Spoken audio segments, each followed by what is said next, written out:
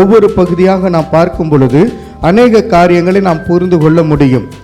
ரகசிய வருகையிலே என்ன நடக்கும்? அந்த ரகசிய வருகை எங்க நடக்கும் அப்படின்னா, இந்த பூமியிலே நடக்கக்கூடியது. ஆண்டவராகிய இயேசு கிறிஸ்து இந்த பூமியிலே வந்து 1000 வருடம் அரசாட்சி செய்வார். அது ஒரு பூஞ்சோலையாக இருக்கும். அந்த பூஞ்சோலை எப்படிப்பட்டதாய் இருக்கும் என்றால், ஏதேன் தோட்டத்திலே எப்படி ஆதாம் காணப்பட்டாரோ அதே போல ஒரு பூஞ்சோலையானது மீண்டுமாக உருவாக்கப்படும் என்பது வேதத்தின் அடிப்படையிலான ஒரு உண்மையாய் இருக்கிறது. அல்லேலூயா. கர்த்தருக்குள் அன்பான தேவனுடைய பரிசுத்த ஜனமே, மனவாட்டி சபையாய் எடுத்துக்கொள்ளப்பட்ட பரிசுத்தவான்கள் மாத்திரமல்ல, மற்ற எல்லா காலங்களிலும் இருந்த சகல பரிசுத்தவான்களும் கிறிஸ்துவோடு கூட 1000 வருஷம் அரசாள்வதற்காக இந்த பூமிக்கு திரும்பி வருவார்கள். இந்த பூமிக்கு திரும்பி வருவார்கள். இப்பொழுது நீங்கள் பேசிக்கொண்டிருந்தீர்கள், டிஸ்கஷன் பண்ணி கொண்டிருந்தீர்கள், இந்த பூமிக்கு யார் வருவா, எப்படிப்பட்ட பரிசுத்தவான்கள் பரலோகத்திலிருந்து வருவார்கள், இயேசு யாரை கூட்டிக் கொண்டு வருவார் என்ற கேள்விக்கு இந்த நாளிலே உங்கள் மத்தியிலே முதலாவது நான் பதிலை சொல்லிக்கொள்ள நான் ஆசைப்படுகிறேன். ஆண்டவருடைய பரிசுத்த நாமத்துக்கு ஸ்தோத்திரம் உண்டாகட்டும். அதாவது, நம் ஆண்டவராகிய இயேசு கிறிஸ்து வானத்திலிருந்து வரப்போகிறார். அப்படி வரும்பொழுது யாரோடு வருவார் அப்படின்னு பார்க்கும்போது 1 தெசலோனிக்கேயர் 4ஆம் அதிகாரம் 16 மற்றும் 17வது வசனத்தை எடுத்துக்கொள்ளுங்கள். அவருக்குள் மரித்த பூரண பரிசுத்தவான்கள் முதலாவது இயேசு கிறிஸ்துவோடு வருவார்கள். அவர்களோட கூட ஆகாயத்தில் எடுத்துக்கொள்ளப்பட்டு இவ்விதமாய் எப்பொழுதும் கர்த்தருடனே கூட இருப்போம். இந்த வசனத்தினை நாம் பார்க்கும் பொழுது ஆகாயத்தில் எடுத்துக்கொள்ளப்பட்டு எப்பொழுதும் கர்த்தரோடு கூட இருப்போம். எடுத்துக்கொள்ளப்படக்கூடியவர்கள் யார் என்று நாம் முதலாவது புரிந்து கொள்ள வேண்டும். சரீரத்திலே உயிர்த்தெழுதல் உண்டு, மாம்சத்திலே உயிர்த்தெழுதல், அதுதான் சரீரத்திலே உயிர்த்தெழுதல் உண்டு. 2வது ஆவிக்குரிய உயிர்த்தெழுதல் என்று உண்டு. 1ஆம் உயிர்த்தெழுதல் என்பது உண்டு. இந்த வெளிப்படுத்தின விசேஷம் 20ஆம் அதிகாரம் 4, 5, 6 வசனங்களை வாசிக்கும் பொழுது இது 1ஆம் உயிர்த்தெழுதலை பற்றியதான வேத வசனமாக இருக்கிறது. 1ஆம் உயிர்த்தெழுதல் நமக்கு முக்கியமாக இருக்கிறது. நீங்கள் யாவரும் மரித்த நிலைமையில இருக்க போவதில்லை, உயிரோடு ஒரு நாள் எழும்ப போகிறீர்கள் என்பதை நீங்கள் புரிந்து வைத்திருக்க வேண்டும்.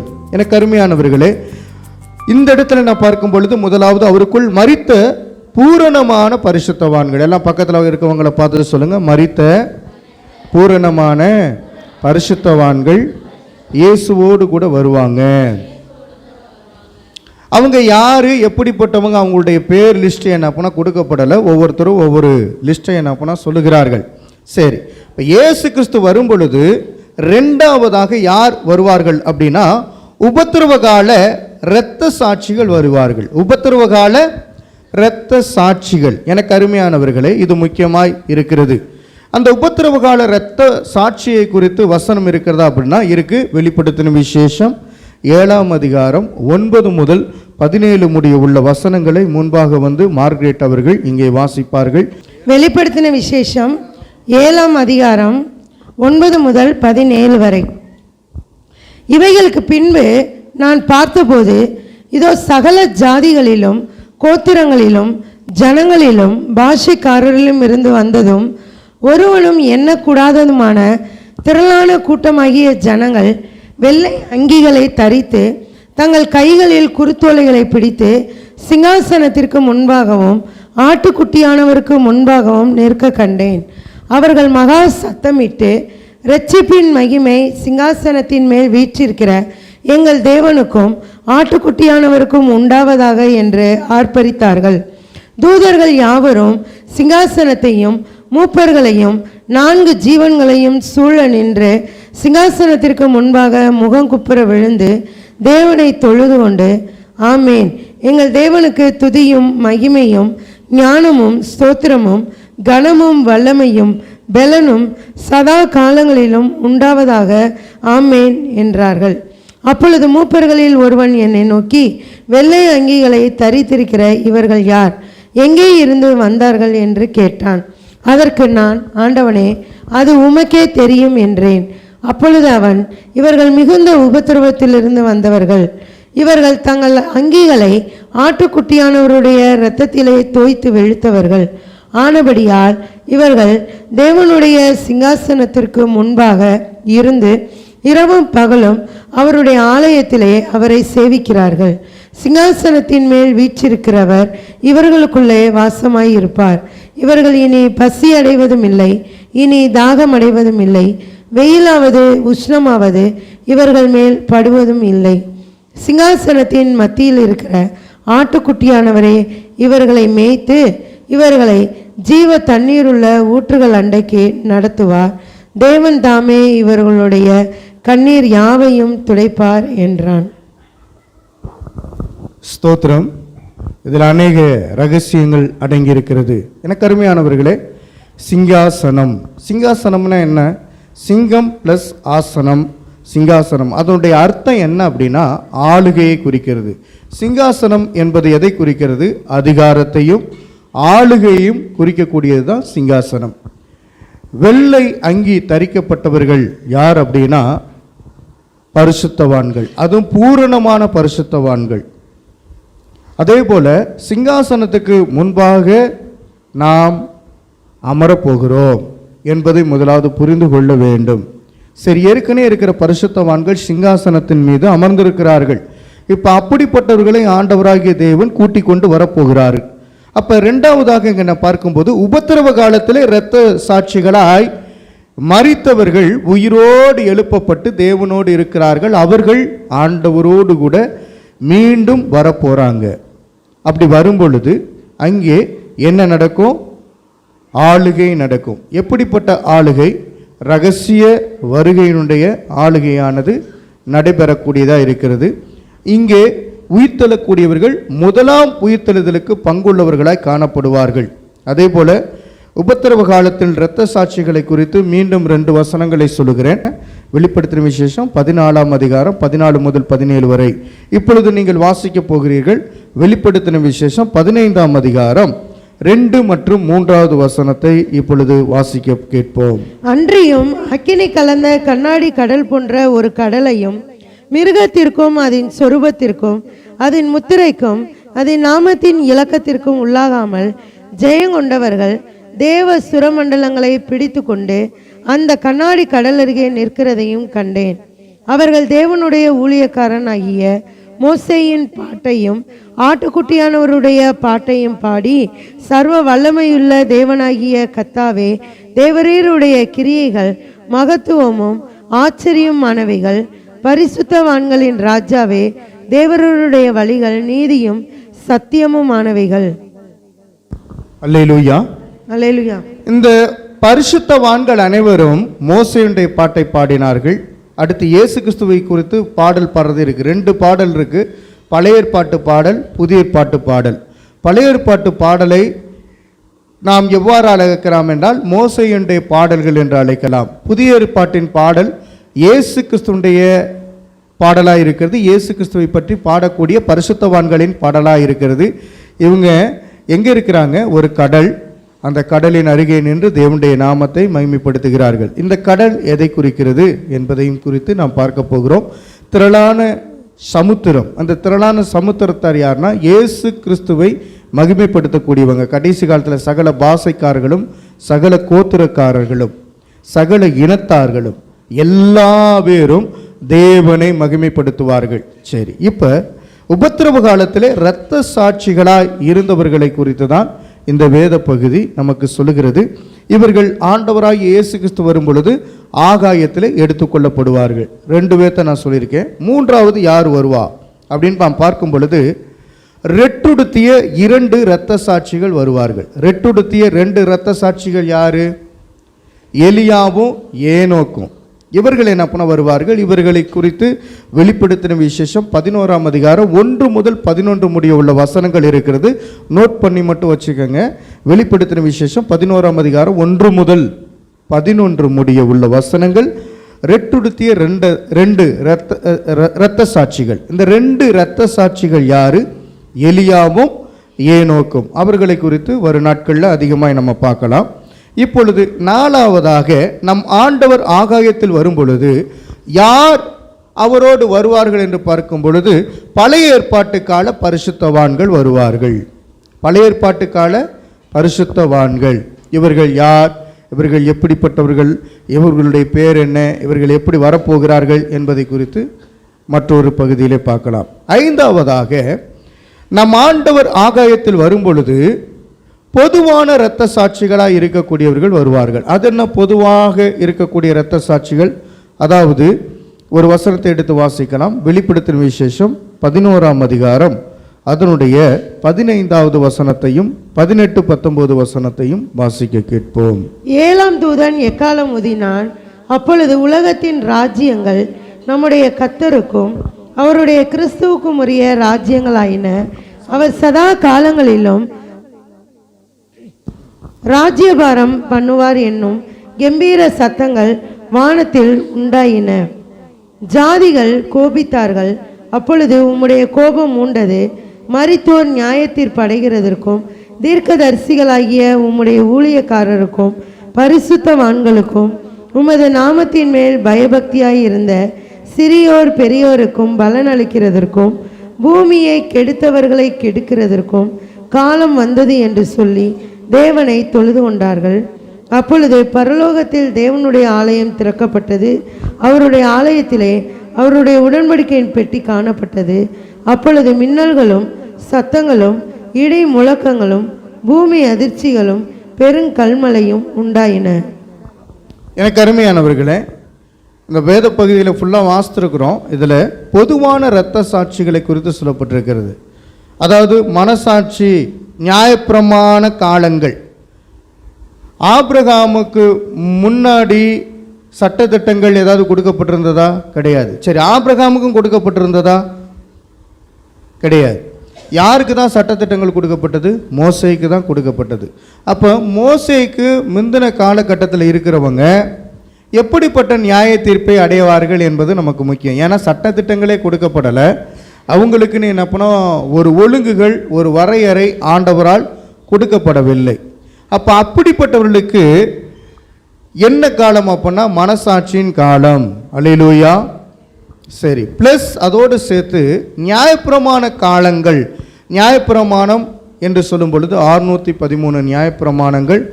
இவைகளெல்லாம் இஸ்ரவேலர்களுக்கு கொடுக்கப்பட்டது, நமக்கு முதலாவது கிடையாது. அல்லேலூயா சொல்லுங்க. இப்போ ஆண்டவராகிய தேவன் பரிசுத்தவான்களை அவருடைய சிங்காசனத்தில் உட்கார வைக்க போறார் அல்லவா? அவங்கெல்லாம் இஸ்ரவேலர்களாய், மாம்ச இஸ்ரவேலர்களாய் இருக்கிறார்களா, ஆவிக்குரிய இஸ்ரவேலர்களாய் இருக்கிறார்களா என்பதை குறித்து நாம் அறிந்து வைத்திருக்க வேண்டும். அருமையானவர்களே, உயிர்த்தெழுதல் எங்கே நடக்குதுன்னா இப்போ ஆகாயத்தில் நடைபெறுகிறது. இந்த ஆகாயத்தில் நடைபெறுகிற காரியத்தை நாம் அறிந்து வைத்திருக்கிறோம். இயேசு கிறிஸ்துவானவர் வரும்பொழுது, மத்திய ஆகாயத்தில் வரும்பொழுது யாரை யாரை அழைத்து கொண்டு வருவார்? மொத்தம் 5 விதமான கூட்டத்தாரை அழைத்து கொண்டு வருகிறார். முதலாவது அவருக்குள் மரித்த பூரணமான பரிசுத்தவான்கள். அதுதான் 1 தெசலோனிக்கேயர் 4ஆம் அதிகாரம் 16 மற்றும் 17வது வசனத்திலே வாசித்தோம். இரண்டாவதாக உபத்திரவ கால இரத்த சாட்சிகள், அதை குறித்து நாம் பார்த்திருக்கிறோம். மூணாவது ரெட்டுடுத்திய 2 இரத்த சாட்சிகளான எலியாவும் ஏனோக்கும். நாலாவது பழைய ஏற்பாட்டு கால பரிசுத்தவான்கள். ஐந்தாவது பொதுவான இரத்த சாட்சிகளாய் மரித்தவர்கள். இந்த பரிசுத்தவான்கள் முறையே உயிர்த்தெழுந்து ஆகாயத்தில் சேர்த்து கொண்டு உடனடியாக பூமியிலே 1000 வருட அரசாட்சியில் பங்கடைய ஆண்டவரோடு பூமிக்கு வருகிறார்கள். அருமையானவர்களே, வரும்பொழுது 1000 ஆண்டு அரசாட்சியின் போது இவங்கள்லாம் என்ன பண்ண வரக்கூடியவர்களாக இருக்கிறாங்க. ஆண்டவர் இங்கே வந்து அரசாட்சி ஆரம்பிப்பார். எங்கே நடக்குது? 1000 ஆண்டு அரசாட்சி பரலோகத்தில் நடக்கக்கூடியது கிடையாது. அது ஒரு இடமாக சொல்லப்படுகிறது. அது இந்த பூஞ்சோலையாக இந்த பூமியிலே அது நடக்கும் என்று சொல்லப்பட்டிருக்கிறது. மொத்தம் 5 வகையான பூமி இருக்கிறது. மேலிருந்து கீழே வரலையும் வேதத்தில் 5 விதமான பூமியை குறித்து சொல்லப்பட்டிருக்கிறது. சரி, இப்பொழுது நாம் வாசித்தோம் வெளிப்படுத்தின விசேஷம் 20ஆம் அதிகாரம் 4வது வசனத்தில் அவர்கள் உயிர்த்து கிறிஸ்துவுடனே கூட 1000 வருஷம் அரசாண்டார்கள் என்று எழுதப்பட்டிருக்கிறது. அதைத் தொடர்ந்து நாம் பார்க்கும் பொழுது வெளிப்படுத்தின விசேஷம் 20ஆம் அதிகாரம் 6வது வசனத்தில் இவர்கள் தேவனுக்கும் கிறிஸ்துவுக்கும் முன்பாக ஆசாரியராயிருந்து அவரோட கூட 1000 வருஷம் அரசாருவார்கள். கிறிஸ்துவுக்கு முன்பாகவும் யார் இருப்பாங்க அப்படின்னா பரிசுத்தவான்கள் இருப்பாங்க. அவங்க ஆசாரியராய் இருந்து அவரோட கூட 1000 வருஷம் அரசாருவார்கள் என்று அன்பின் ஆவியானவர் நமக்கு இங்கே எழுதி வைத்திருக்கிறார். அல்லேலூயா. இப்போ இதை குறித்து நாம் மெதுவாக ஒன் பை ஒன்னாக நம்ம பார்க்க போகிறோம். எனக்கு அருமையானவர்களே, மரணம் எப்பொழுது ஒரு மனிதனுக்குள்ளாக ஆண்டு கொண்டது? மரணத்திலிருந்து ஆண்டவராகிய இயேசு கிறிஸ்து ஒரு மனிதனை ஏன் உயிரோடு எழுப்பினார் என்ற கேள்விகளை நீங்கள் கேட்டதற்கு பதிலை பெற்றுக்கொள்ள வேண்டும்.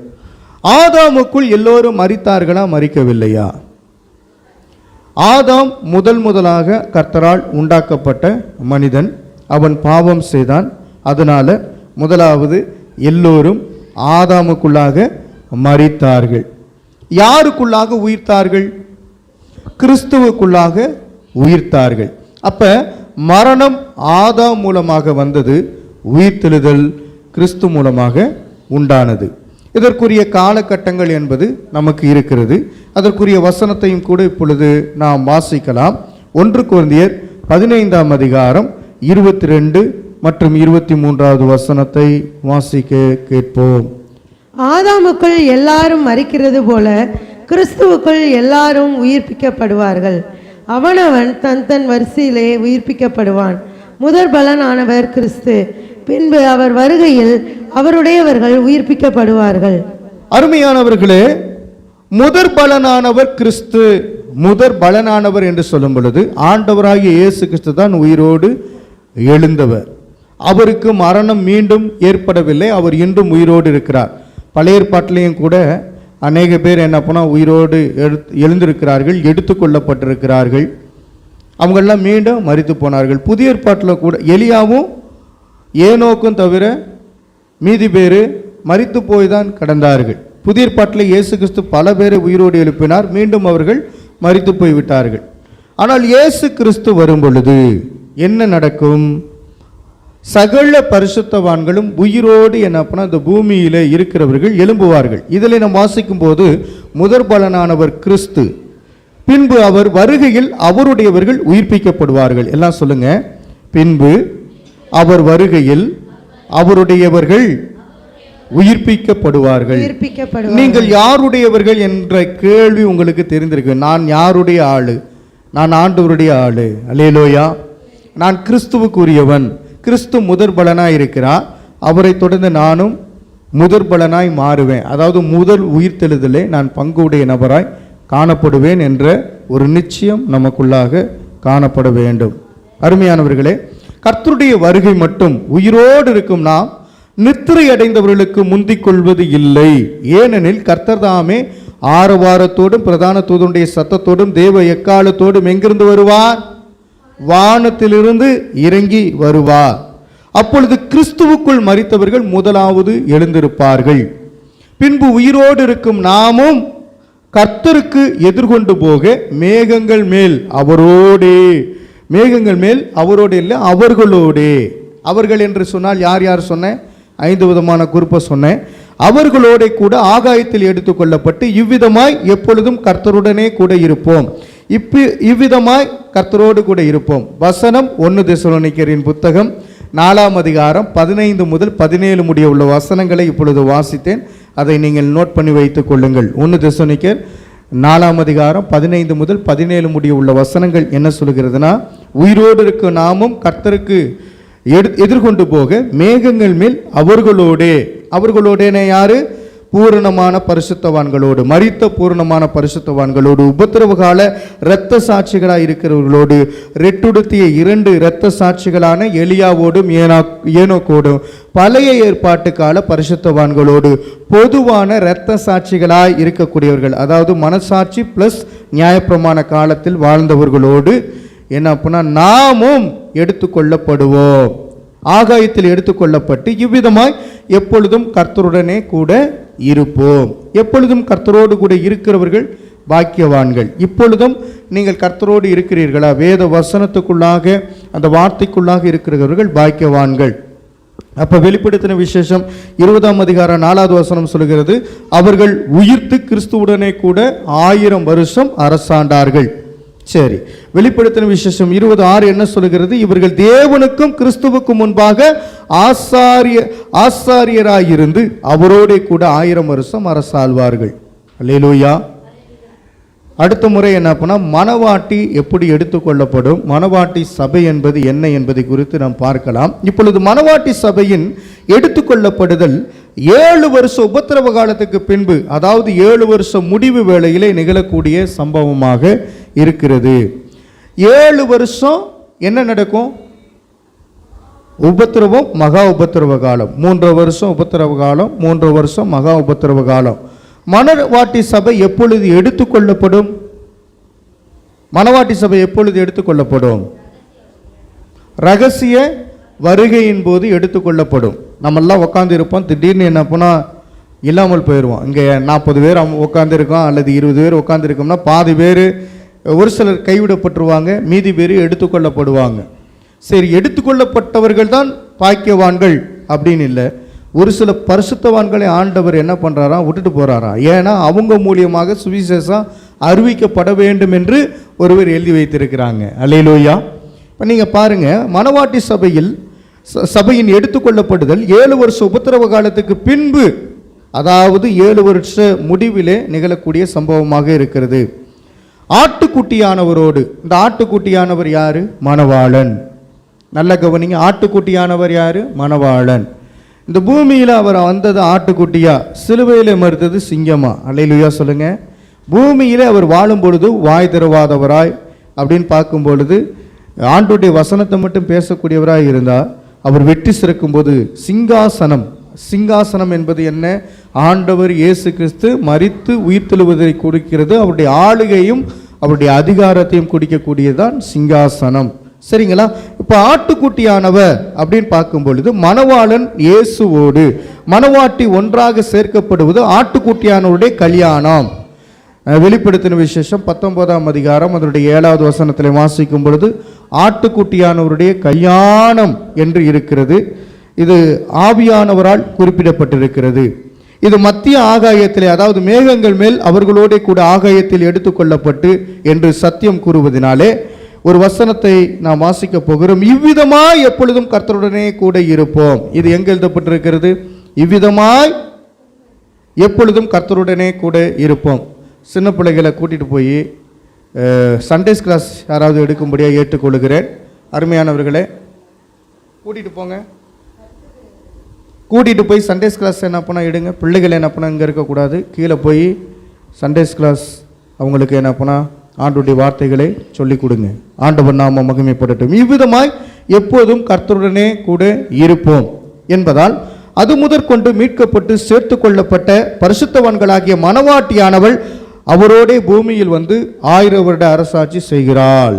எனக்கு அருமையானவர்களே, நம்மெல்லாம் மணவாட்டி திருச்சபை, இங்கே இருக்கிறவங்க பரிசுத்தவான்கள். ஆண்டவராய் இயேசு கிறிஸ்து வந்துவிட்டார் என்றால் மணவாட்டியை திருமணம் செய்யும்படியாய் தான் வருவார். வரும்பொழுது அவர் பரிசுத்தவான்களோடு வருவார் என்பதை முதலாவது புரிந்து வைத்திருக்க வேண்டும். அப்போ இயேசு கிறிஸ்து வருவார், வந்து என்ன செய்ய போகிறார், இந்த 1000 வருஷம் என்ன நடக்கும் அப்படின்னு பார்க்கும் பொழுது மரித்தவர்கள் உயிரோடு எழும்புவார்கள், எழும்பி ஆண்டவரோடு கூட ஐக்கியப்பட்டு இருப்பார்கள். அந்த நாளிலே அவர்கள் மரணம் அடைவதில்லை. 1000 வருஷம் என்பது சென்று சொல்லும் பொழுது மரணம் இல்லை. நல்ல கவனிங்க, 930 வருஷம் வாழ்ந்தவர் யாரு? 930 வருஷம் வாழ்ந்தவர் ஆதாம். 950 வருஷம் வாழ்ந்தவர் யாரு? நோவா. 969 வருஷம் வாழ்ந்தவர் யாரு? மெத்துசலா. இப்போ அதிகபட்சமாய் வாழ்ந்தவர் 969 வருஷம் மெத்துசலா வாழ்ந்திருக்கிறார். அதுக்கு மேலே யார் இந்த பூமியில் வாழலை. ஆனால் கிறிஸ்துவோடு கூட என்றென்றைக்கும் அரசாட்சி செய்யப்பட போகிறார் ஆண்டவர். அவரோடு கூட நமக்கு அழிவில்லாமல் வாழப்போகிறோம். அழிவில்லாத ஒரு வாழ்க்கை நமக்கு இருக்கிறது. அதுதான் நித்திய நரகம் கிடையாது, அதுக்கு பேர் நித்திய வாழ்க்கை, எட்டர்னல் லைஃப். அதுக்கு பேர் தான் முடிவில்லாத வாழ்க்கை. இந்த முடிவில்லாத வாழ்க்கைக்கு ஆண்டவர் அழைத்து செல்ல வரப்போகிறார். அழைத்து செல்ல வரும் பொழுது கன்னிகைகள் ஆயத்தமாக இருக்க வேண்டும். உங்களுக்குள்ள இருக்கிற வெளிச்சம் இருக்கிறதா, எண்ணெய் இருக்கிறதா, விளக்கு இருக்கிறதா? அந்த விளக்குக்கு தேவையானவைகள் இருக்கிறதா? நீங்கள் விழித்திருக்கிறவர்களா இருக்கிறீர்களா? பிசாசானவன் என்ன பண்ணா உங்களை கெடுத்து போடாதபடி நீங்கள் விழித்து கொண்டிருக்க வேண்டும் என்று ஆவிக்குரிய ஓமைகளும் அந்த ஓமைக்குரிய அர்த்தங்களும் ஆவிக்குரிய நான் அர்த்தங்களும் அதற்குரிய முக்கிய தன்மைகளும் வேதத்தில் இருக்கிறது. வாசிக்கிறவர்கள் ஆராய்ந்து அறிந்து புரிந்து கொள்ள வேண்டும். சரிங்களா? அப்ப பாலுண்ணும் உணவை உட்கொள்ளுகிறவர்கள் நரகம் செல்வார்கள். அப்படின்னா என்ன அர்த்தம்? பால் உண்ணும் அந்த உணவை உட்கொள்ளுகிறவர்கள் குழந்தைகளைப் போல இருக்கக்கூடியவர்கள். அவங்களுக்கு சத்திய வசனம் தெரியாது. சத்தியத்திலே தேர்ந்தவர்களுக்கு தான் பரலோக ராஜ்யம் என்பதை நீங்கள் புரிந்து கொள்ள வேண்டும். நீங்கள் பாட்டுக்கு என்னென்னா அப்படியே உட்காந்து பழைய நிலைமையிலேயே இருக்கக்கூடாது. ஆவிக்குரிய ஜீவியத்தில் ஒவ்வொரு நாளும் வளர்ச்சி அடைந்து பிசாசானவனை ஜெயம் கொள்ள வேண்டும் என்பதுதான் தேவனுடைய விருப்பமாக இருக்கிறது. முதற் பலனானவர் யார் என்று நாம் வாசித்தோம்? கிறிஸ்து.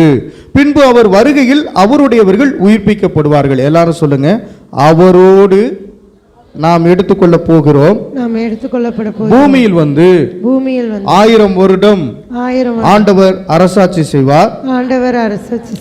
அவர் வருகையில் அவருடையவர்கள் உயிர்ப்பிக்கப்படுவார்கள். நம்ம இப்ப உயிர்ப்பிக்கப்பட்டிருக்கிறோமா மரணம் அடைந்திருக்கிறோமா என்பதை முதலாவது அறிந்து வைத்திருக்க வேண்டும். ஏனென்று சொன்னால் ஆதாம் மரித்து போன நிலைமையிலே காணப்பட்டான். அவன் முந்தினவன். பிந்தினவராகிய இயேசு கிறிஸ்து பாவம் இல்லாதவராய் இந்த பூமிக்கு வந்தார். அப்ப பாவம் அவரை ஆண்டு கொள்ளவில்லை. பாவம் இல்லாத அவர்தான் நமக்குள்ளே பரிசுத்தத்தை தந்தார். பாவம் இல்லாதவர்களுக்கு பேரு தான் பரிசுத்தர்கள். அப்ப பாவியான மனிதர்களுக்குள்ளே என்ன இருக்குது அப்படின்னா மரணம் இருக்கிறது, அவர்களுக்குள்ளே பரிசுத்தம் இல்லை. சரி, ஜீவன் அடைந்தவர்கள் யார் அப்படின்னா மரணத்திலிருந்து விடுதலை பெற்றவர்கள். அவர்களுக்குள்ளே உயிர் இருக்கிறது, ஜீவன். அந்த ஜீவன் இயேசு கிறிஸ்து. அவர்கள் தான் பரிசுத்தவான்களாய் காணப்பட்டு கொண்டிருக்கிறார்கள். இப்பொழுது இன்னொரு காரியத்தை வாசிக்கலாம். சகரியா 14ஆம் அதிகாரம் அதனுடைய 9வது வசனத்துல, அப்பொழுது கர்த்தர் பூமியின் மீதெங்கும் ராஜாவாய் இருப்பார், அந்நாளிலே ஒரே கர்த்தர் இருப்பார், அவருடைய நாமமும் ஒன்றாயிருக்கும். சகரியா 14ஆம் அதிகாரம் அதனுடைய 9வது வசனத்துல ஒரே ஒரு கர்த்தர் தான் இருப்பாராம், அவருடைய நாமமும் ஒன்றாய் தான் இருக்குமா. மூவொரு கடவுள் என்று கடவுள் அல்ல, வேதம் அப்படி நமக்கு சொல்லவில்லை. ஒரே கர்த்தர், ஒரே மேய்ப்பர், ஒரே நாமம் உடையவர். நமக்கும் கொடுக்கப்பட்டிருக்கிறது ஒரே விசுவாசம், ஒரே கர்த்தத்துவம், ஒரே ராஜா. அவர் ராஜாதி ராஜா, கர்த்தர் தான். அல்லேலூயா. அந்த வசனத்தை வாசிக்கலாம். அப்பொழுது கர்த்தர் பூமியின் மீதெங்கும் ராஜாவாய் இருப்பார், அந்நாளில் ஒரே கர்த்தர் இருப்பார், அவருடைய நாமமும் ஒன்றாயிருக்கும்.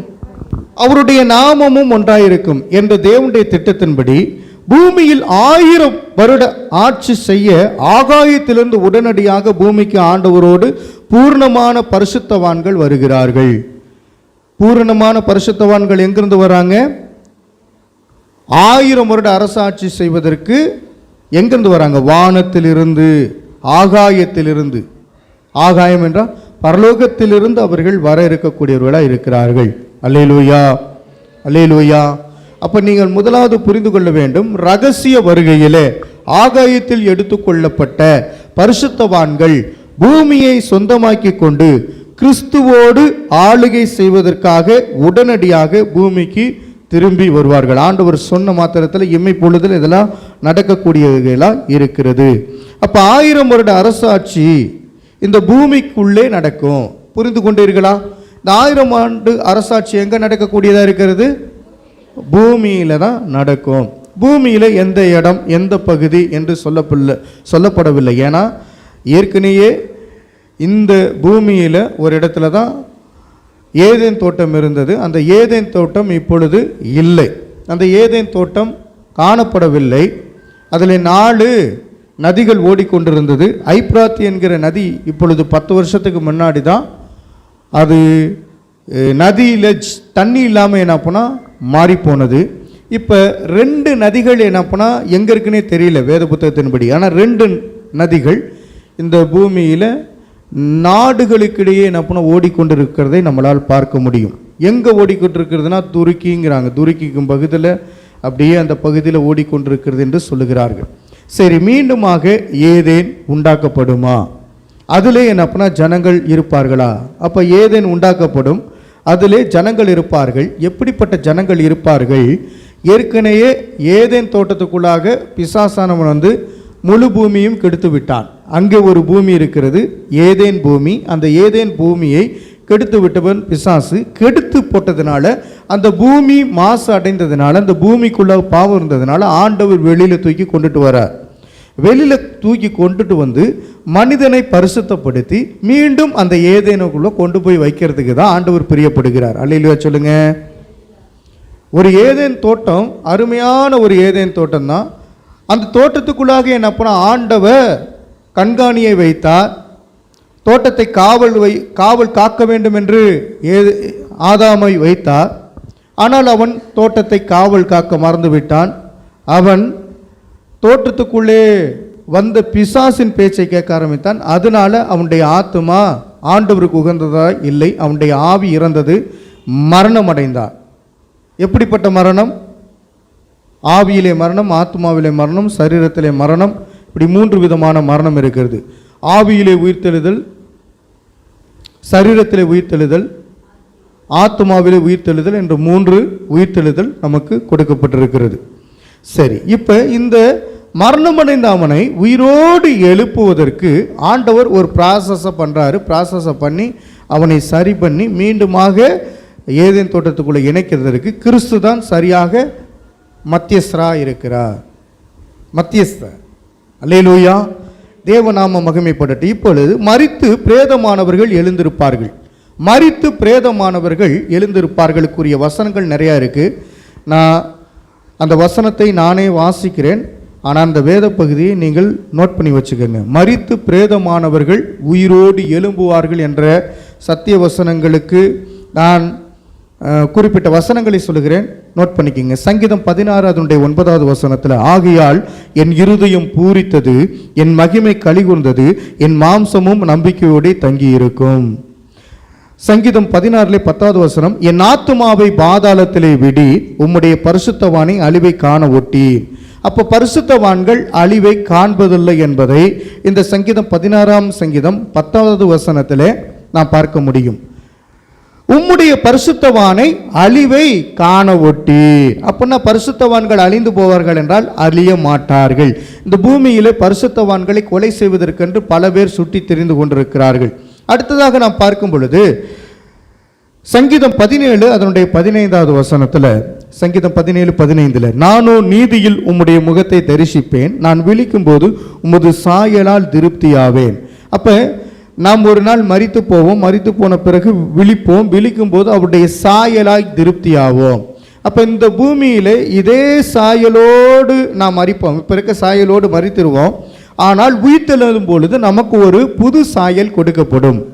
பழைய மனிதன் செத்து போனான், புது மனிதன் உயிர்ப்பிக்கப்படுவான். புது மனிதனாய் உயிர்ப்பிக்கப்படும் போது சரீரம் இருக்கும், ஆவியும் இருக்கும். அதே நேரத்தில் நமக்கு புதிய மனிதனாய் நாம் மாற்றப்படுவோம். அல்லேலூயா. அதாவது பாவி இல்லாத மனிதனாய் பரிசுத்தவானாய் மாற்றப்படுவோம். 1 சாமுவேல் 2 அதனுடைய 6வது வசனத்தில், 1 சாமுவேல் 2:6, கர்த்தர் கொல்லுகிறவரும் உயிர்ப்பிக்கிறவருமாய் இருக்கிறார், அவரே பாதாளத்தில் இறங்கவும் அதிலிருந்து ஏறவும் பண்ணுகிறார். அப்ப கர்த்தரே கொல்லுகிறவரும் உயிர்ப்பிக்கிறவருமாய் இருக்கிறார். நீங்கள் நன்றாக புரிந்து கொள்ள வேண்டும். இந்த கனியை சாப்பிடக்கூடாது என்று கட்டளையிட்டும் போது கனியை சாப்பிட்டான், ஆண்டவர் தான் திட்டம் போடுகிறார். அவன் என் அப்பனா மரித்து போன நிலைமையிலே மாறுகிறான். ஏன்னா கொல்லுகிறவர் அவர் தான், அவரே தான் உயிர்ப்பிக்கிறார். ஆதாமுக்கு ஏன் இந்த தண்டனை என்று நாம் பார்க்கும் பொழுது, அவர் எப்படிப்பட்டவர் என்பதை அவருடைய சந்ததியார் புரிந்து கொள்ள வேண்டும் என்பதற்காகவே இதை அவரே செயல்படுத்தக்கூடியவராக இருக்கிறார். என் மீட்பர் உயிரோடு இருக்கிறார் என்றும் அவர் கடைசி நாளில் பூமியின் மேல் நியாயம் தீர்ப்பார் என்றும் அறிந்திருக்கிறேன் என்று யோபு 19:25 சொல்லுகிறது. இப்போ 1 சாமுவேல் 2:6 நம்ம ஏற்கனவே வாசித்தோம். கர்த்தர் கொல்லுகிறவரும் உயிர்ப்பிக்கிறவருமாய் இருக்கிறார், அவரே பாதாளத்தில் இறங்கவும் அதிலிருந்து ஏறவும் பண்ணுகிறார். அதனுடைய 7வது வசனம் சொல்கிறது, கர்த்தர் தரித்திரம் அடைய செய்கிறவரும் ஐஸ்வர்யம் அடைய பண்ணுகிறவருமாய் இருக்கிறார், அவர் தாழ்த்துகிறவரும் உயர்த்துகிறவருமானவர். அல்லேலூயா. அவர் தன்னைத்தானே இந்த பூமியிலே வந்து தாழ்த்தினார். இப்போ அவர் சொல்லுகிறார், நான் ஒருத்தரே கர்த்தர், வேறொரு கடவுளை தன்னை உயர்த்துகிறவருமாய் இருக்கிறார். ஆமென் சொல்லலாமே. தன்னை பூமியிலே தாழ்த்தின தேவனை போல வேறொரு கடவுள் இல்லை. பொல்லாதவர்கள் பொல்லாத கடவுளாக இருக்கிறார்கள். அருமையானவர்களே, கீழே தள்ளப்பட்டவர்கள் அவர்கள், வானத்திலிருந்து தள்ளப்பட்ட தூதர்களாக இருக்கிறார்கள். அவர்கள் ஒருபோதும் தாழ்மையிலே காணப்படவில்லை. ஆனால் இயேசு கிறிஸ்து பரலோகம் விட்டு பூலோகத்துக்கு வந்தால் தன்னை தாழ்த்தினார். இந்த தாழ்த்தப்பட்டவர் தான் நம்மளை உயர்த்துவதற்காக அவர் ராஜாவாய் மாறினார். ராஜாதி ராஜாவை நாம் கொண்டாடி கொண்டிருக்கிறோம். இந்த தோல் முதலானவை அழுகி போன பின்பு நான் என் மாம்சத்தில் இருந்து தேவனை பார்ப்பேன் என்று சொன்னவர் யாரு? யோபு. ஆண்டவருக்கு ஸ்தோத்திரம். யோபு 19ஆம் அதிகாரம் 25, 26, 27 வசனங்களை நான் வாசிக்கிறேன். யோபு 19ஆம் அதிகாரம் 25, 26, 27. ஏன்னா இவர்கள்லாம் மரித்து பிரேதமானவர்கள் எழுந்திருப்பார்கள். என் மீட்பர் உயிரோடு இருக்கிறார் என்றும் அவர் கடைசி நாளில் பூமியின் மேல் நிற்பார் என்றும் நான் அறிந்திருக்கிறேன். ஆண்டவராகிய இயேசு கிறிஸ்து உயிரோடு இருக்கிறார் என்பதை பார்த்தவர் யோபு. கடைசி நாளில் எங்க வந்து நிற்பாரா? பூமியின் மேல் வந்து நிற்பார் என்பது யோபு சொல்லுகிறார். அப்ப கடைசி நாளில் ஆண்டவராகிய இயேசு கிறிஸ்து வந்து நிற்க போகிறார். என் தோல் முதலானவை அழுகி போன பின்பு நான் என் மாம்சத்திலிருந்து தேவனை பார்ப்பேன். அருமையானவர்களே, தோல் முதலாய் அழுகி போயிடுச்சு. அழுகி போன பிறகு நான் என் மாம்சத்திலிருந்து தேவனை பார்ப்பேன் என்று சொல்லுகிறாரே, இது சாத்தியமா? மாம்சமே அழுகி போச்சு. அப்படியே நான் போனால் ஒன்றுமே இல்லை, அழுகி போணுச்சு. ஆனால் நான் என் மாம்சத்திலே பார்ப்பேன் என்கிறார். அழுகி போனுச்சு மாம்சம். ஆனால் இவர் எந்த மாம்சத்தை குறிப்பிடுகிறார்? கிறிஸ்துவுடைய மாம்சத்தை உடையவர்களாய் நாம் காணப்படுகிறோம். அருமையானவர்களே, கிறிஸ்துவுடைய மாம்சத்தை அடித்து நம்ம உட்கொள்ளக்கூடியவர்களாய் காண போகிறோம். உன் மாம்சம் அழுகி போகணும். முதலாவது என்னன்னா, பாவத்துக்கு நீங்க சாகணும். அப்ப இன்னொரு மாம்சம் கொடுக்கப்பட்டிருக்கிறது. அந்த மாம்சம் கர்த்தராகிய இயேசு கிறிஸ்துவினுடைய மாம்சம். அந்த மாம்சத்தை புசிக்கிறவர்கள் மரிக்க மாட்டார்கள். அதுதான் கிறிஸ்துவுடையவர்கள். அல்லேலூயா. 27வது வசனம் சொல்கிறது, அவரை நானே பார்ப்பேன், அந்நிய கண்கள் அல்ல, என் கண்களே அவரை காணும். இந்த வாஞ்சையால் என் உள்ளந்திரியங்கள் எனக்குள் சோர்ந்து போகிறது. அருமையானவர்களே, நான் பார்ப்பேன், நான் பார்ப்பதற்கு ஆசையா இருக்கிறேன். இந்த வாஞ்சை, அவரை பார்க்கணும் அப்படிங்கிற வாஞ்சையினால என் உள்ளந்திரியங்கள் சோர்ந்து போகுது. எப்போ வருவாருன்னு சொல்லி ஏங்கி தவிக்கிறேன். அல்லேலூயா. அப்போ அவரோடு கூட ஐக்கியப்படுவதற்கு இந்த பூமியிலே இருக்கிறவர்கள் இந்த யோபுவை போல ஆயத்தப்பட வேண்டும் என்பது தேவனுடைய விருப்பமாக இருக்கிறது. இப்பொழுது வாசிக்க கேட்போம். ஏசாயா 26ஆம் அதிகாரம் அதனுடைய 19வது வசனத்தில், மரித்த உம்முடையவர்கள் பிரேதமான என்னுடையவர்களோட கூட எழுந்திருப்பார்கள் அப்படிங்கிற வசனமும் அதனை தொடர்ந்து என்ன பண்ண வாசிக்கவும் கேட்போம். ஏசாயா 26ஆம் அதிகாரம் 19வது வசனம், மரித்த உம்முடையவர்கள் பிரேதமான என்னுடையவர்களோட கூட எழுந்திருப்பார்கள். மண்ணிலே தங்கியிருக்கிறவர்களே, விழித்து கெம்பீரியுங்கள். உம்முடைய பனி பூண்டுகளின் மேல் பெய்யும் பனியை போல் இருக்கும். மரித்தோரை பூமி புறப்பட பண்ணும். மரித்தோரை பூமி புறப்பட பண்ணும். இந்த பூமி செத்து போனவனை அப்படியே வச்சுக்கிட்டு இருக்காது. மரித்து போனவர்களை இந்த பூமியை என்ன பண்ண அமுச்சு விட்டுரும். அல்லேலூயா சொல்லுங்க. பூமி செத்து போனவர்களை வச்சுக்கிட்டு இருக்காது. ஆண்டவர் வரும்போது இந்த பூமி ஒப்படைக்கும். சரி, கடலிலே மரித்தவர்களை அந்த கடல் ஒப்படைக்குமா? ஒப்படைக்காதா? ஒப்படைக்கும். சுவருக்கு என்ன உண்டா? வெளிப்படுத்தின விஷயம், சுவருக்கும் காது இருக்கு. அல்லேலூயா. அவைகளை என்ன பண்ண சாட்சி சொல்லுமா? எனக்கு அருமையானவர்களை புரிந்து கொள்ளுங்கள். மரித்தவர்கள் உயிரோடு எழும்ப போகிறார்கள். மரித்தோரை பூமி புறப்பட பண்ணினதாம். இந்த ஏசாயா 26:19ஆம் வசனத்தை நான் வாசிக்கிறேன். ஏசாயா 26:19, மரித்த உம்முடையவர்கள் பிரேதமான என்னுடையவர்களோட கூட எழுந்திருப்பார்கள். மண்ணிலே தங்கியிருக்கிறவர்களே, விழித்து கெம்பீரியுங்கள். உம்முடைய பனி பூண்டுகளின் மேல் பெய்யும் பனி போல் இருக்கும். மரித்தோரை பூமி புறப்பட பண்ணும். வசனங்களை மட்டும் நான் சொல்லிக்கிட்டே வருவேன்.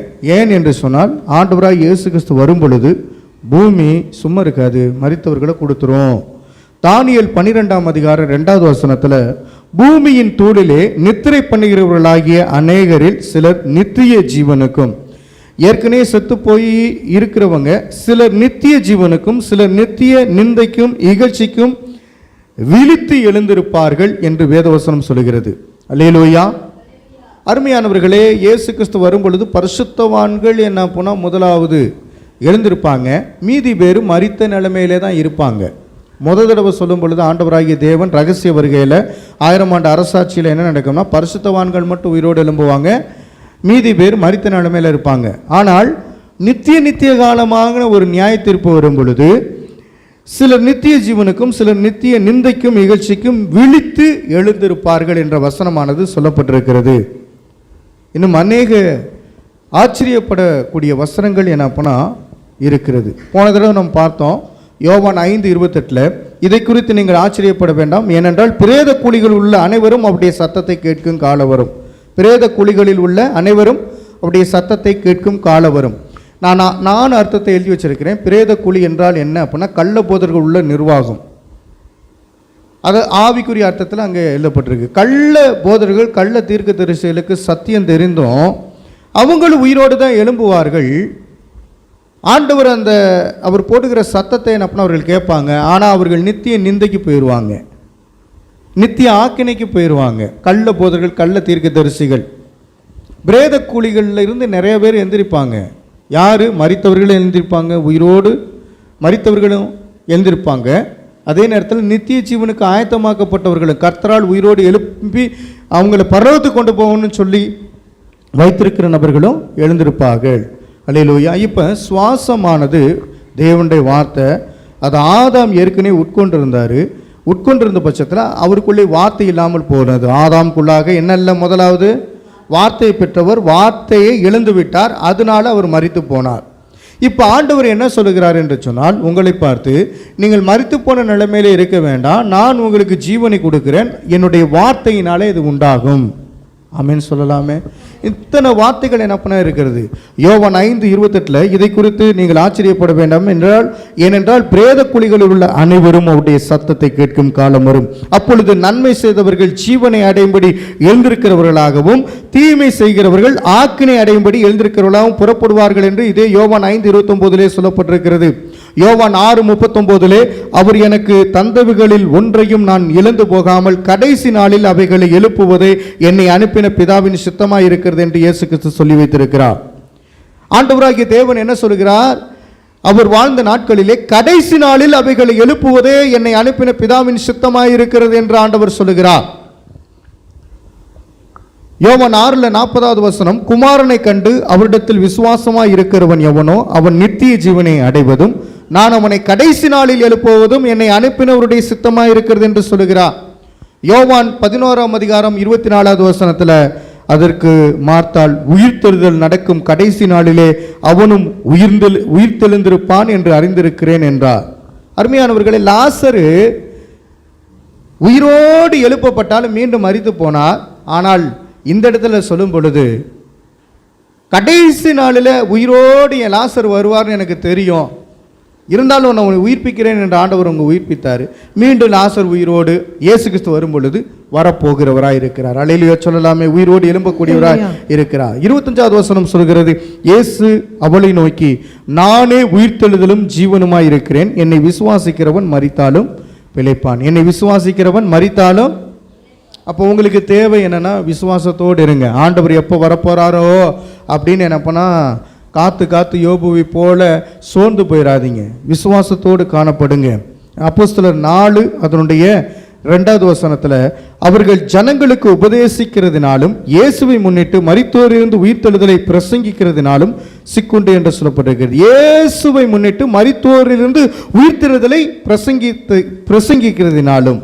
அருமையானவர்களே, முக்கியமாக இயேசு உயிரோடு இருக்கிறார் என்று பிரசங்கித்து பாருங்கள். அநேகருக்கு பிடிக்காது, கொல்ல தான் வருவாங்க. இயேசு உயிரோடு இருக்கிறார், ஏன்னா எந்த கடவுளும் உயிரோடு இல்லை. எல்லாம் புனைக்கதைகளை சொல்லி கடவுள்களை என்ன பண்ணால் பொல்லாத கடவுள்களை உருவாக்கி வைத்திருக்கிறார்கள்.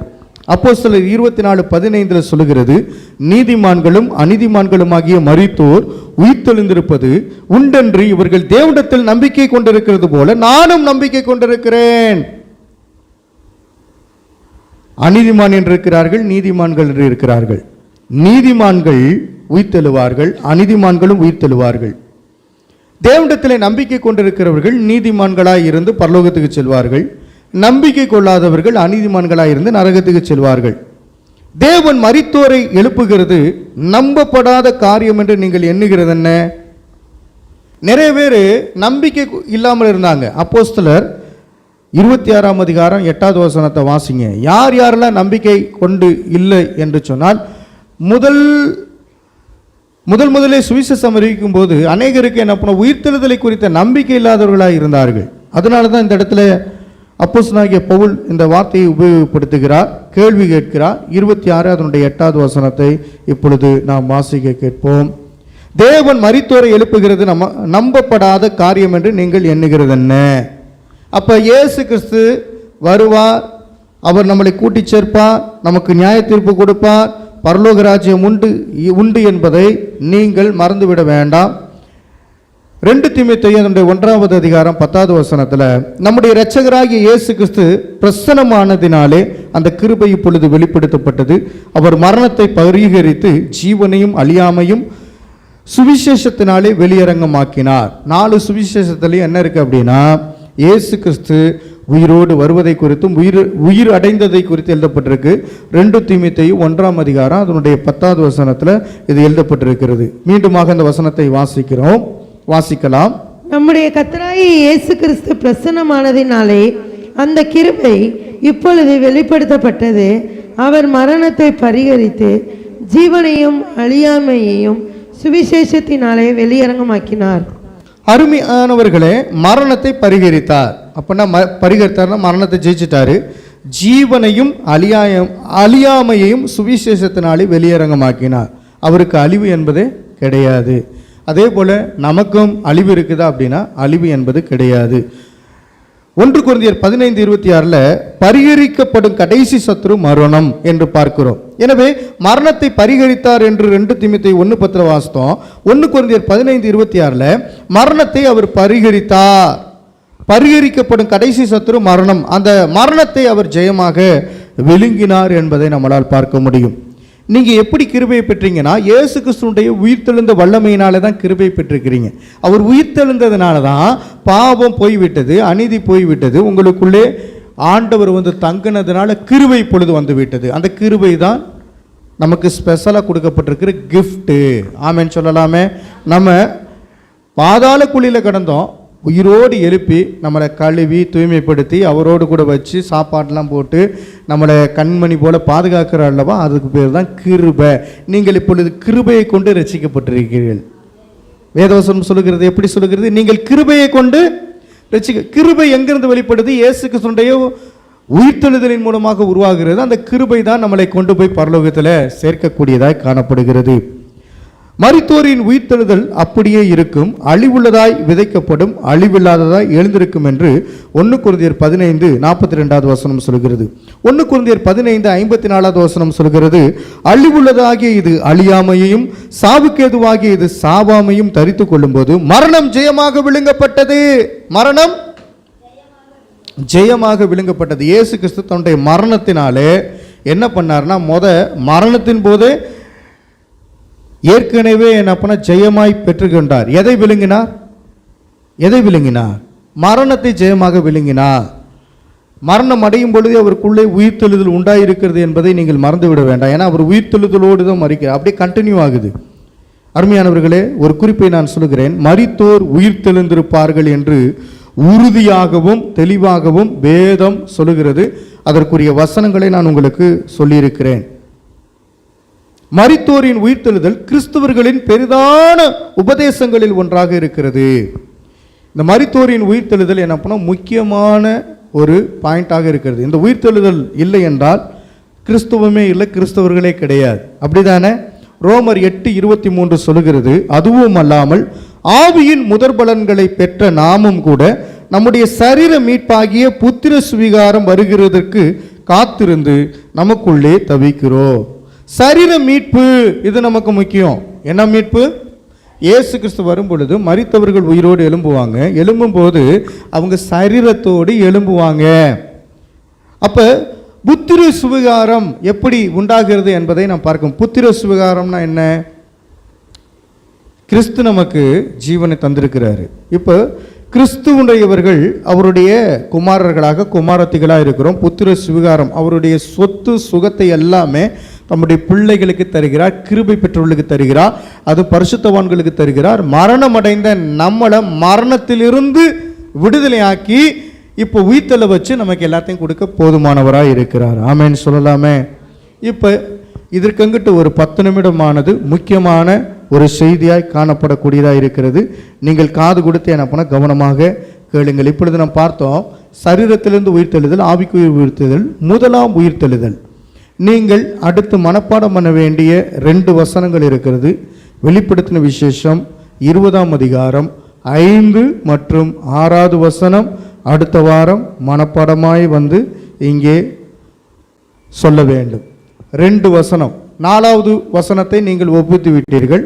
5 மற்றும் 6வது வசனம் சின்ன வசனம்தான். நீங்கள் சரியாக அதை படித்து 1 வார காலம் இருக்கிறது. அதை மனப்பாடம் பண்ணிட்டு வந்து என்ன பண்ணணும், ஒப்பிக்கணும். இப்போ அந்த வசனத்தை நீங்கள் வாசிக்க போகிறீர்கள்.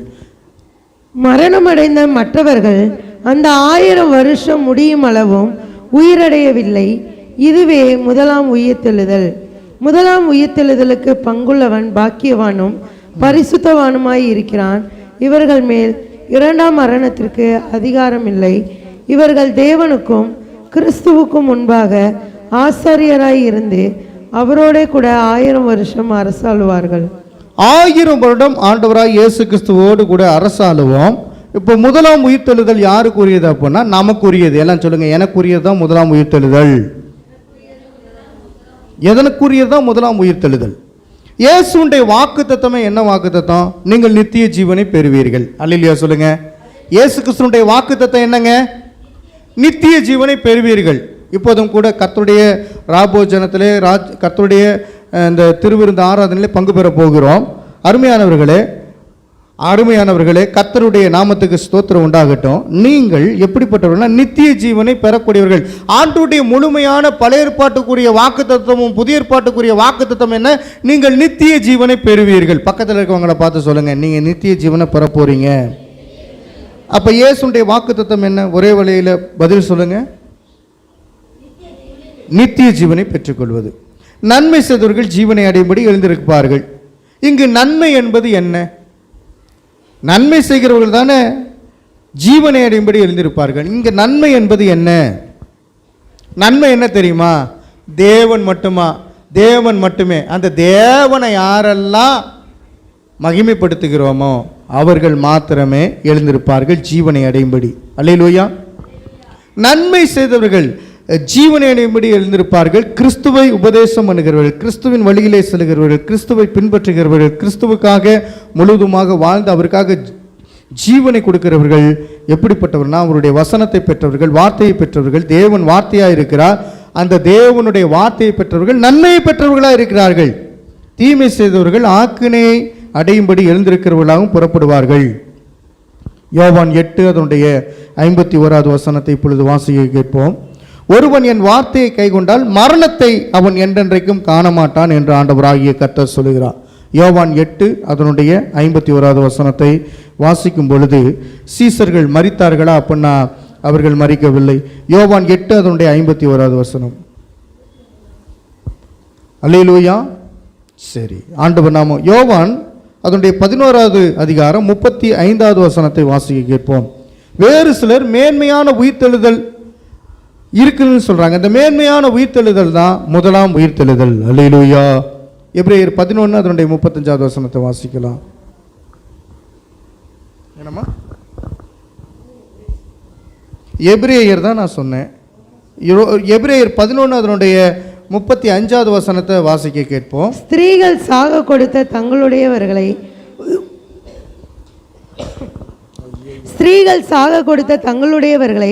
உயிரோடு எழுந்திருக்க பெற்றார்கள். வேறு சிலர் மேன்மையான உயிர்த்தெழுதலை அடையும்படிக்கு விடுதலை பெற சம்மதியாமல் வாதிக்கப்பட்டார்கள். மேன்மையான உயிர்த்தெழுதலை அடையக்கூடாமல் வாதிக்கப்பட்டார்கள்.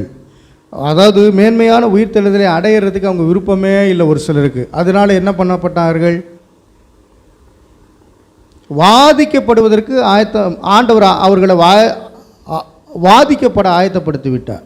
நிறைய பேர் என்ன பண்ணுறாங்க?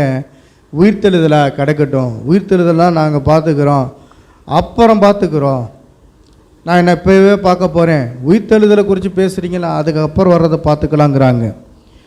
மீண்டுமாக அந்த வசனத்தை நாம் வாசிக்க கேட்போம். ஸ்திரீகள் சாக கொடுத்த தங்களுடையவர்களை உயிரோடு எழுந்திருக்க பெற்றார்கள். வேறு சிலர் மேன்மையான உயிர்த்தெழுதலை அடையும்படிக்கு விடுதலை பெற சம்மதியாமல் வாதிக்கப்பட்டார்கள். விடுதலை பெற சம்மதியாமல் அவர்கள் வாதிக்கப்பட்டார்கள். மேன்மையான உயிர்த்தெழுதல் இருக்கிற ஏதாவது முதலாம் உயிர்த்தெழுதல், இந்த முதலாம் உயிர்த்தெழுதலுக்கு என்ன பண்ண அவர்கள் பங்கடைய அவர்களுக்கு என்ன இல்லை, விருப்பமே இல்லை. அல்லேலூயா. முதலாம் உயிர்த்தெழுதலில் பங்கடையணும்.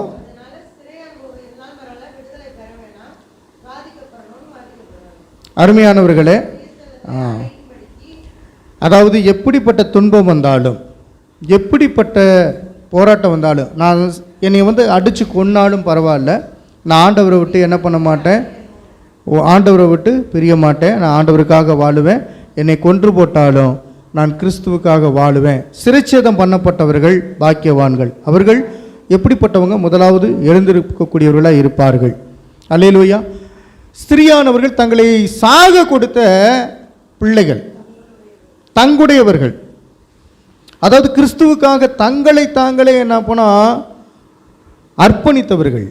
இவங்கள்லாம் எப்படிப்பட்டவர்கள் அப்படின்னு சொன்னால், தங்களை தாங்களே ஒப்பு கொடுத்தவங்க. என்னம்மா? முதலாம் உயிர்த்தெழுதலுக்கு பங்குடையவர்களாய் காணப்படுகிறார்கள். நீங்கள் ஆயத்தமாக இருக்கிறீங்களா? முதலாம் உயிர்த்தெழுதலுக்கு நீங்கள் போகணும்னா ஒரு சிலர் உங்களை துன்பப்படுத்தலாம். நீங்கள் சபைக்கு செல்கிறீர்களா, உங்களை நான் துன்பப்படுத்துவேன், உங்களை கொல்லுவேன், நீங்கள் கிறிஸ்துவை மறுதளித்து விடுங்கள் என்று சொல்லும் பொழுது, மறுதளித்து விட்டீர்கள் என்றால் உங்களுக்கு நித்திய ஜீவன் இல்லை. மறுதளிக்காதபடி நம்முடைய வாயின் வார்த்தைகளை காத்துக்கொள்வேன். அதனால தான் இருதயத்தில் வசனம் நிறைந்திருந்தால் மாத்திரமே நீங்கள் உங்களை உயிரோடு வைத்து கொள்ள முடியும். யோவான் 11ஆம் அதிகாரம் 25 மற்றும் 26வது வசனத்தை வாசிக்க கேட்போம். யோவான் 11ஆம் அதிகாரம் 25, 26 வசனத்தை வாசிக்கலாம். இயேசு அவளை நோக்கி, நானே உயிர்த்தெழுதலும் ஜீவனுமாய் இருக்கிறேன். என்னை விசுவாசிக்கிறவன் மரித்தாலும் பிழைப்பான். உயிரோடு இருந்து என்னை விசுவாசிக்கிறவன் எவனும் என்றென்றைக்கும் அறியாமலும் இருப்பான். இதை விசுவாசிக்கிறாயா என்றார். அல்லேலூயா. விசுவாசிக்கணும். மாம்சம் மரித்து போனாலும் ஆவி உயிரோடு இருக்கும் அப்படின்னு என்ன பண்ண ஒருத்தர் சொல்கிறாங்க. மாம்சமும் உயிரோடு இருக்கும், ஆவியும் உயிரோடு இருக்கும் என்ற வசனமும் இருக்கிறது. யோவான் 11:26 உயிரோடு இருந்து என்னை விசுவாசிக்கிறவன் எவனும் என்றென்றைக்கும் அறியாமலும் இருப்பான். ஆவியும் மாம்சமும் ரெண்டும் உயிரோடு இருக்கும் என்று ஒரு சிலர் சொல்கிறாங்க. ஒரு சிலர் என்ன பண்ணுறாங்க தெரியுமா, ஆவியும் மாம்சமும் உயிரோடு இருக்காதப்பா, நம்மளுக்கு வேறு விதமாக உயிரோடு என்ன பண்ண ஆண்டவர் எழுப்பி உட்கார வைப்பார்னு டீச்சிங் பல விதத்தில் இருக்குது. இங்கே நான் பார்க்கும் பொழுது ஆவி மற்றும் மாம்சம் உயிரோடு இருக்கும் என்று நீங்கள் விசுவாசிக்கிறீர்களா? இயேசு கிறிஸ்து வரும் பொழுது ஆவியும் மாம்சமும் உயிரோடு எழும்பும். குழந்தைகளுக்கு மரணம் என்றால் என்ன என்பதே தெரியாது. குழந்தைகளுக்கு தெரியுமா மரணம்னா என்ன அப்படின்னு? தெரியாது. நீங்கள் குழந்தையாகவே இருந்துடக்கூடாது. மரணம்னா என்னன்னு தெரியணும். அல்லேலூயா. மரணம்னா என்ன ஆவிக்குரிய அர்த்தம்? வார்த்தை இல்லாதவர்கள். அப்போ நீங்கள் மரணம் அடைந்த நிலைமை இருக்கக்கூடாது. மரணம் ஜெயமாக விழுங்கப்பட்டது. அப்போ ஆவிக்குரியவர்கள் வார்த்தையினாலே வசனத்தின் மூலமாக பிசாசானவனை தோற்கடிக்கணும், வெல்லணும். 1 கொரிந்தியர் 15ஆம் அதிகாரம் 23வது வசனத்தில் அவனவன் தன் வரிசையிலே உயிர்ப்பிக்கப்படுவான். அவனவன் தன் வரிசையிலே என்று ஆண்டவர் ஒரு ஆர்டர் போட்டு வச்சிருக்கிறார். அந்த வரிசையில் எல்லாரும் உயிர்ப்பிக்கப்படுவோம். முதற் பலனானவர் கிறிஸ்து, பின் அவர் வருகையில் அவருடையவர்கள் உயிர்ப்பிக்கப்படுவார்கள். அப்போ இயேசு வரும்போது இரத்த சாட்சியாய் மரித்தவர்களோடு இறங்கி வருவார். இரத்த சாட்சிகளாய் மரித்தவர்களோடு தேவன் இறங்கி வருவார். 1 தெசலோனிக்கர் 4 அதனுடைய 16வது வசனம் சொல்கிறது, எக்காலம் தொனிக்கும் போது இயேசு வானத்திலிருந்து இறங்கி வருவார். அப்பொழுது கிறிஸ்துவுக்குள் மரித்தவர்கள் முதலாவது உயிர்த்தெழுவார்கள். எக்காலம் தொனிக்கும் போது ஆண்டவர் இயேசு கிறிஸ்து வரப்போகிறார். இப்போ எக்காலம் என்பது எதை குறிக்கிறது என்றும் நம்ம அடுத்து அறிந்து கொள்ள போகிறோம். அடுத்த வகுப்பில் அறிந்து கொள்வோம். இப்போ வெளிப்படுத்தின விசேஷம் 20ஆம் அதிகாரம் 4 முதல் 5 முடிய உள்ள வசனங்களை இப்பொழுது மீண்டுமாக நாம் வாசிக்க போகிறோம். வாசிக்கலாமா? வெளிப்படுத்தின விசேஷம் 20ஆம் அதிகாரம் 4 மற்றும் 5வது வசனத்தை மீண்டும் ஒரு தடவை வாசிப்போம். அன்றியும் நான் சிங்காசனங்களை கண்டேன், அவைகளின் மேல் உட்கார்ந்தார்கள். நியாய தீர்ப்பு கொடுக்கும்படி அவர்களுக்கு அதிகாரம் அளிக்கப்பட்டது. இயேசுவை பற்றிய சாட்சி நிமித்தமும் தேவனுடைய வசனத்தின் நிமித்தமும் சிரச்சேதம் பண்ணப்பட்டவர்களுடைய ஆத்துமாக்களையும் மிருகத்தையாவது அதன் சொரூபத்தையாவது வணங்காமலும் தங்கள் நெற்றியிலும் தங்கள் கையிலும் அதன் முத்திரையை தரித்து கொள்ளாமலும் இருந்தவர்களையும் கண்டேன். அவர்கள் உயிர்த்து கிறிஸ்துவுடனே கூட 1000 வருஷம் அரசாண்டார்கள். மரணமடைந்த மற்றவர்கள் அந்த 1000 வருஷம் முடியும் அளவும் உயிரடையவில்லை. இதுவே முதலாம் உயிர்த்தெழுதல். அல்லேலூயா. முதலாம் உயிர்த்தெழுதல்ல பரிசுத்தவான்கள் மாத்திரமே உயிரடைவார்கள். முதலாம் உயிர்த்தெழுதலில் மரணம் அடைந்தவர்கள் அதாவது பாவத்தோடு இருக்கிறவர்கள் உயிரடைவதில்லை. 2ஆம் உயிர்த்தெழுதல் இருக்கிறது அல்லவா, அதில் எல்லா பேருமே பாவிகளும் பரிசுத்தவான்கள் எல்லாரும் உயிரோடு எழும்புவார்கள். நியாய தீர்ப்பு கொடுக்கப்படும். இதை நீங்கள் முதலாவது அறிந்து கொள்ள வேண்டும். அருமையானவர்களே, 1 கொரிந்தியர் 15ஆம் அதிகாரம் 51லேருந்து 54 வரை வீட்டில் வாசித்து பாருங்க. நாம் அனைவரும் நித்திரை அடைவதில்லை. எல்லாம் சொல்லுங்களேன், நாம் அனைவரும் நித்திரை அடைவதில்லை. அப்போ கடைசி எக்காலம் துணிக்கும் போது மரித்தோர் அழிவில்லாமல் எழுந்திருப்பார்கள். உண்மையா இல்லையா? மரித்தோர் எப்படி எழுந்திருப்பாங்க? அழிவு இல்லாதவர்களாய். செத்து போனவங்க அப்படியே செத்து போன நிலைமையில் இருக்க மாட்டாங்க. புரியுதுங்களா? போனானே அப்படின்னு பாட்டு பாடிக்கிட்டு இருக்க அவசியமே கிடையாது. சரிங்களா? அதனால் யாராக இருந்தாலும் உயிர்த்தெழுவோம் என்கிற விசுவாசம் நமக்குள்ளே இருக்கிறது. மாம்சம் அழிவுள்ளது, இது சாவாமையை தரித்து கொள்ளும். மாம்சம் எப்படின்னா அழிவுள்ளது தான், செத்து போகும். ஆனால் திருப்பி என்ன பண்ண அந்த மாம்சத்துக்கு ஆண்டவர் உயிரை தருவார். அது சாவாமையை தரித்து கொள்ளும், மரணம் ஜெயமாக விழுங்கப்படும் என்பதை இந்த 1 கொரிந்தியர் 15 புரிந்து கொள்ள முடியும். 1 கொரிந்தியர் 15 17லிருந்து 19 முடியுள்ள வசனங்களை வாசிக்கும் பொழுது, கிறிஸ்து எழுந்திராவிட்டால் உங்கள் விசுவாசம் வீணாயிருக்கும், நீங்கள் இன்னும் உங்கள் பாவங்களிலே இருப்பீர்கள். அப்போ தெளிவாக இருக்கிறது. வேணா அந்த வசனத்தை எல்லாரும் சேர்ந்து வாசிங்க. 1 கொரிந்தியர் 15ஆம் அதிகாரம் 17 முதல் 19 முடியுள்ள வசனங்களை ஒன்று சேர்ந்து எல்லாரும் சேர்ந்து வாசிங்க. 1 2 3 வாசிக்க கேட்போம். கிறிஸ்து எழுந்திராவிட்டால் உங்கள் விசுவாசம் வீணாய் இருக்கும், நீங்கள் இன்னும் உங்கள் பாவங்களில் இருப்பீர்கள். கிறிஸ்துவுக்குள் நித்திரை அடைந்தவர்களும் கெட்டிருப்பார்களே. இம்மைக்காக மாத்திரம் நாம் கிறிஸ்துவின் மேல் நம்பிக்கையுள்ளவர்களாய் இருந்தால் எல்லா மனுஷரை பார்க்கிலும் பரிதபிக்கப்படத்தக்கவர்களாய் இருப்போம். நீங்கள் பரிதவிக்கப்படத்தக்கவர்களாய் இருக்கிறீர்களா? கிடையாது. நீங்கள் எப்படிப்பட்டவர்கள்? விசுவாசிக்கிறவர்கள். உங்கள் விசுவாசம் வீணாய் போய்விடக்கூடாது. எதை குறித்து? நான் விசுவாசிக்கிறேன், நான் இப்போ உயிரோடு எழுந்திருப்பேன் அப்படிங்கிற தன்மை உண்டாகணும். அல்லேலூயா சொல்லலாமா? நீங்கள் இன்னும் உங்கள் பாவங்களிலே இருப்பதற்கு என்ன காரணம்னா, கிறிஸ்து உங்களுக்குள்ளே இல்லாததான்.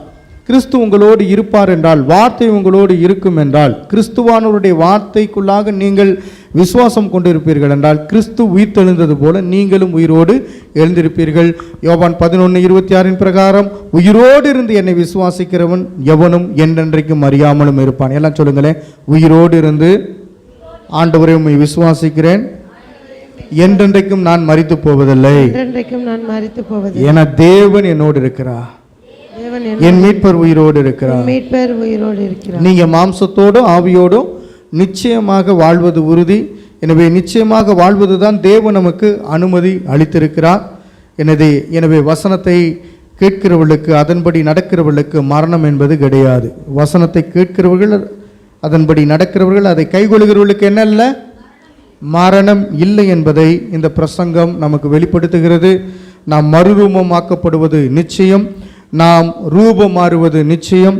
இயேசு மலையிலே ரூபமானார், அதே போல நாமும் மறுரூபம் அடைவோம். மரணம் நமக்கு இருக்காது.